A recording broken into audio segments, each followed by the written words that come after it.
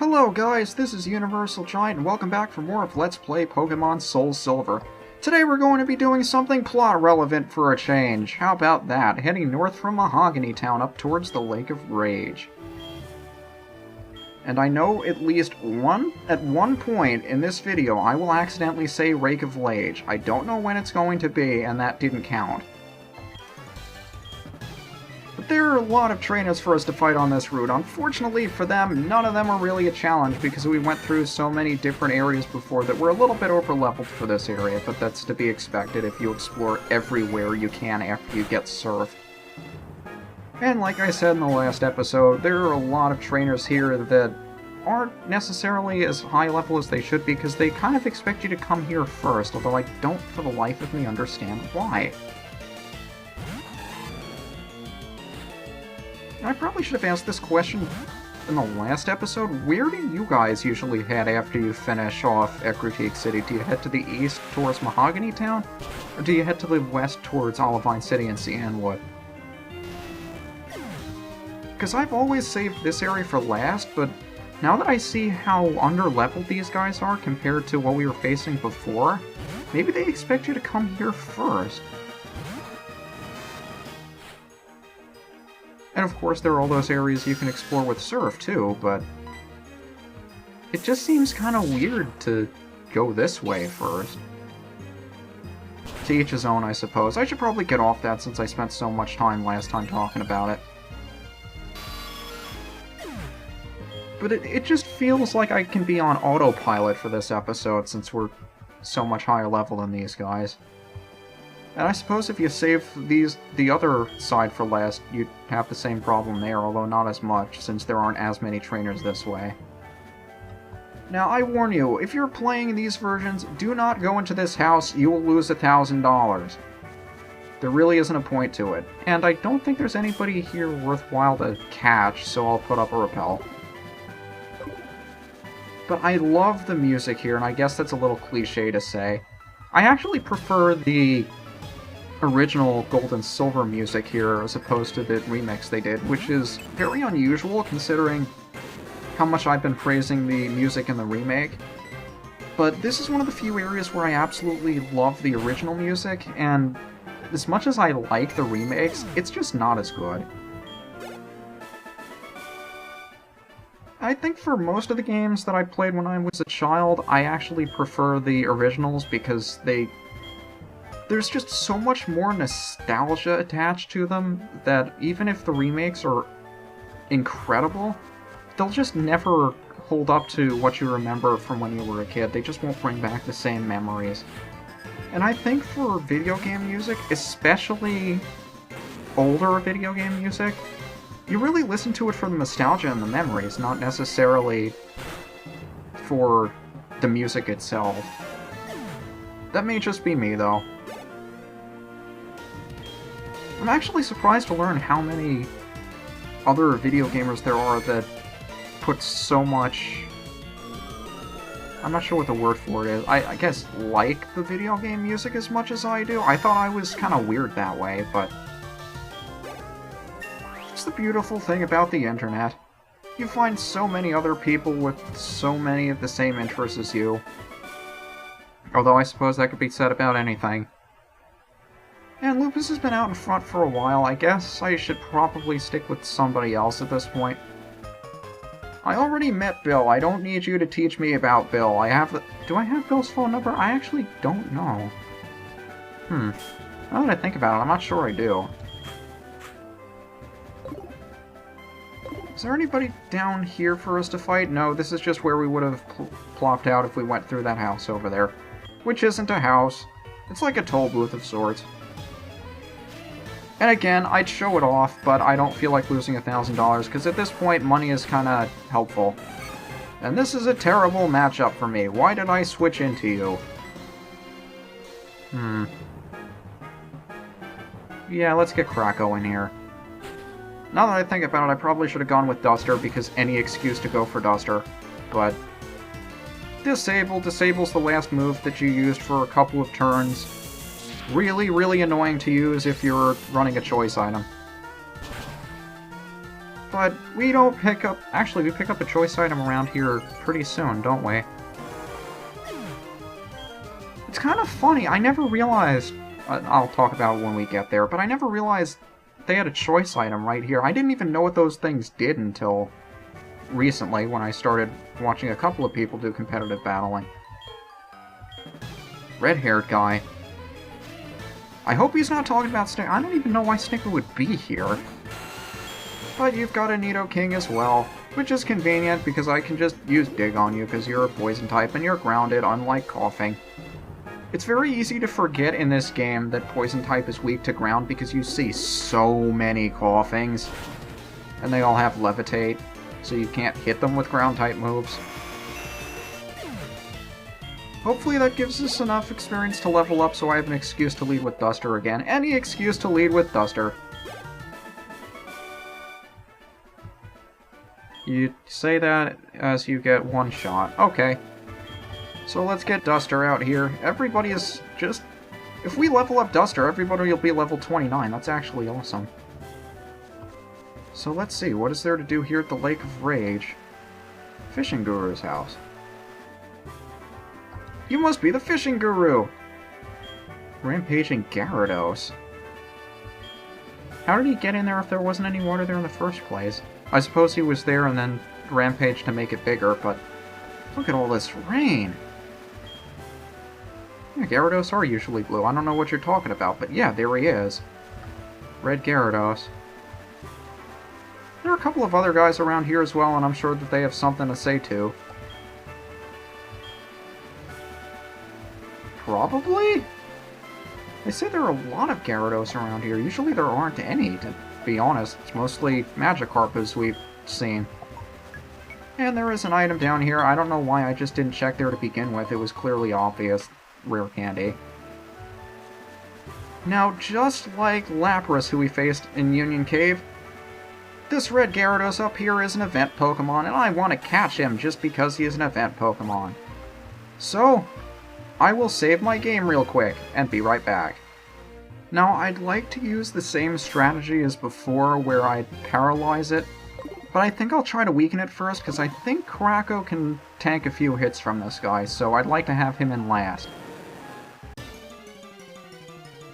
But as you can see when we head into this battle, he's a different color Gyarados than any of the others we've encountered before, and this, my friends, is called a Shiny. Now, there is absolutely nothing different about a Shiny Pokemon than any regular Pokemon. In the original Gold and Silver games, it was tied to your IVs, so they were specific. They had specific IVs. I think it was like 10s across the board or something. But at some point along the line, they decided to make it an independent flag, so Shinies, you have a 1 in 8,192 chance of running into in the wild whenever you initiate a wild battle. And being that rare, even with all of the times I've played through Pokemon games before, at least twice for all of the generations, not once have I run into a shiny Pokemon that was not this Red Gyarados. And in all honesty, it's one of those things, I don't know if it would be so dramatic that I'd like to put on my bucket list, but it's just one of those things that if you play Pokemon, you have to catch at least one. But I think you can see why Krako would be the best guy to tank a few hits in this fight. And Gyarados is actually a very nice Pokemon to have as a Water HM slave, since there are so many Water HMs that you will be picking up in the next couple of cities.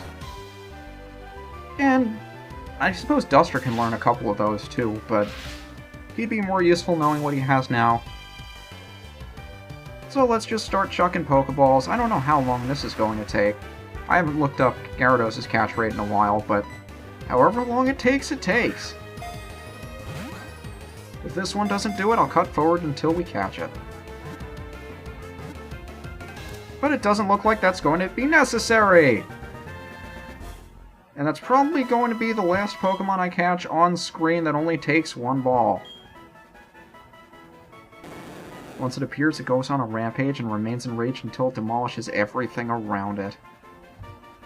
The evolved form of Magikarp. Who would have thought that Magikarp could evolve into this thing? But we also retrieve the red scale for fighting this thing. Now, even if you don't catch it, you'll retrieve the red scale, and as long as we're out here, there are a couple of things that we can surf for. Although I'm not sure if they're around up here, or if we want to head down there first. I suppose we can get there from here as well. How should I go about this? Well, we're here, we might as well pick it up, I guess. We could also have gotten here by surfing across water further down the route. Full restore, not bad. I also think there's a trainer down here, because I remember I don't usually come back to this area until very late in the game, and that's when I realize this guy is here. So might as well get him out of the way before we get too over-leveled to the point where this guy's just annoying to deal with, and since he's got nothing but Magikarp, he's already annoying to deal with. I forgot Duster was knocked out. He probably hates me right now. But yeah, Magikarp, only 42 experience, not very helpful. In contrast, here's Gyarados, just like the one we caught. I love how my point is demonstrated again and again and again with Magikarp and Gyarados. It's like the original... I want to call it like a troll, because evolving a Magikarp, if you didn't expect it, and I can't imagine you'd be playing through a Pokemon game and not already know that Magikarp evolves into Gyarados. But imagine the surprise of somebody who took the time to evolve it, not knowing what it would become. Although with how well known it was, even back then, I can't really imagine anyone would not know that and play these games. I could be wrong. I've been wrong so many times before that nothing would surprise me at this point. But there's nothing left for us over here. I just hope it's still raining when we get up there, because the rain is actually based on the day of the week, and I'm not sure what days it rains and what days it doesn't. So I suppose before we leave Mahogany Town, I should explore for the areas that we can't explore when it's not raining. But we picked up the red flute there. Forget what that does. Heals a Pokemon from infatuation. I suppose that's helpful. For very specific instances, but really not too many. But the water level here in the Lake of Rage will change depending on whether or not it's raining, and that changes depending on what day it is. So you at least have to make 2 trips here if you want to get everything there is to get. But at least if you're surfing around to find any Pokemon, you're only going to be finding Magikarp and occasionally Gyarados, so it's really not worth your time. This place is so much of a maze. I think I'm going the wrong way, but I'm checking just to be sure. Yep, going the wrong way. I'm not sure if our item finder responds when it's raining either. There are items underneath us, underwater, that we can't pick up until the rain subsides. And I suppose it doesn't pick them up unless we can actually get them, which is very helpful to know. But there's nothing more annoying than having to go through mazes like this to go a very small distance, because you waste a couple of repels in the process. But up here we get Secret Power, TM43. I want to say this is the one that consumes a berry, but I also think we have that one already, so I guess I'll be sure, check it out. No, the berry one is natural gift. Secret Power varies depending on what the environment is you're fighting on. It's actually very helpful if you have a specific type of move you want to use on a specific terrain. And hey, Balba's calling us since it's been 3 in-game hours. And he's got a new Safari Zone test for us, so I assume that's something that we should be doing very soon. But it's very boring, so I'll be saving it for another video, I guess. I don't know, we'll see. But if we head up to this house, This guy will be so happy we took the time to visit him that he'll give us TM10, Hidden Power, which I explained when we were exploring for Unknown, because they only knew Hidden Power. But since none of my Pokemon have a Hidden Power that's worth using, I'm not going to be using it. So we'll just quickly surf all the way back, and we'll head up north to pick up at least one item I know I skipped over here. There's gotta be something up here. Yeah, there it is. I guess I'll pick up the hidden one first while my cursor is on the thing. Max Potion and Choice Specs. Now, what these do is they increase how strong your special attacks are, if held by a certain Pokemon. The downside is, once you use a move, you're locked into it until you switch out. So it's a bit of give and take there. I'll probably be using it in specific battles where I have an idea for it, and since I do have 3 special attackers, it's probably going to be more useful than not. I've never really used it in-game, though. This trainer wasn't here before, because I'm pretty sure I explored up here and was not available to fight, but oh well, you've got a Mareep, it's adorable, it's level 25, that's unusual. But it's also raining out here, so I should probably have anybody besides Lupus out here. I suppose that's why she's using a Mareep too, because if you're using a water type trying to exploit the rain, then she's got at least the type advantage on you. And Ninetales, haven't seen this one before. The evolved form of Vulpix. Evolved via the Firestone.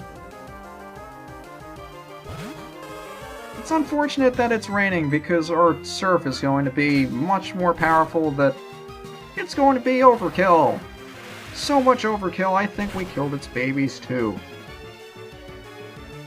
I apologize for however disturbing that image must have been.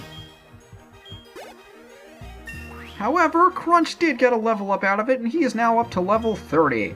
You know what that means? He's ready to learn Crunch! So now we get to see Crunch used Crunch. Oh, how I've been waiting for this day. And nothing else happens special at level 30 when Croconaw hits it. Of course not. He only evolves.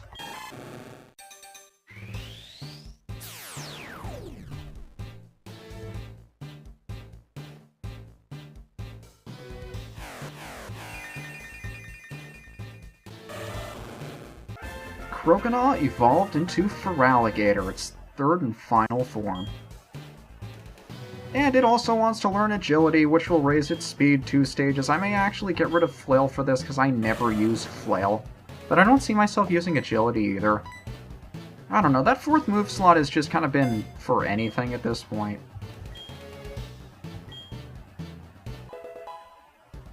So we learned 2 moves in 1 level, and evolved. I'd say that's helpful. And Mom bought us a new item. So we're going to have to deal with the phone ringing the entire time, at least until we make our way back down south. Were you here before either? No, you weren't. Why are there so many trainers here all of a sudden? They weren't here before. You know what, if all you have is Magikarp, I'm just going to cut this battle out. I know I said I'd prefer not to cut out Pokemon battles, but if all you have is Magikarp, I'm just not going to bother with it. I just had Krako in there and used Flash Cannon like 4 times.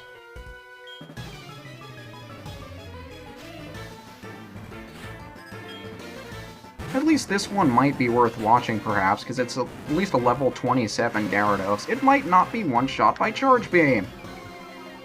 I'll actually be very upset if it doesn't knock it out, because if we are able to knock this thing out, Krako will also hit level 30.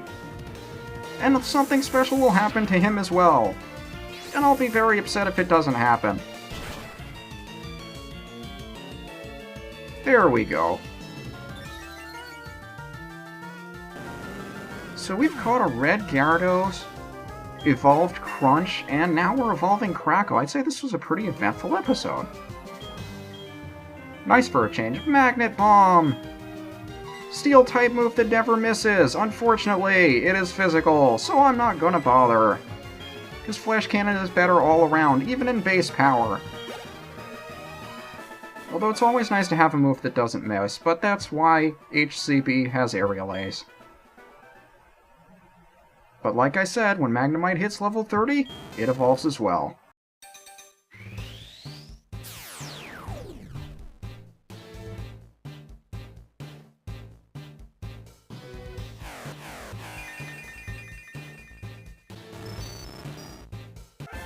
Krako evolved into 3 Magneton! And it wants to learn Magnet Bomb again! I already said no! Why you do that, game? But yeah, he's 3 Magnemites now, and he's holding on to something somehow. How do you hold some? I guess if he was Magnemite he wouldn't, but yeah, he gives us a blue scale, as opposed to the Gyarados, which gave us a red scale, but this one's for the fashion case. Who are you? Let's have you facing forward just for dramatic effect, and Krako, you can go talk to him if you want. You don't sound like Snicker does either, you have the same color hair. Oh, Lance, you're just a trainer.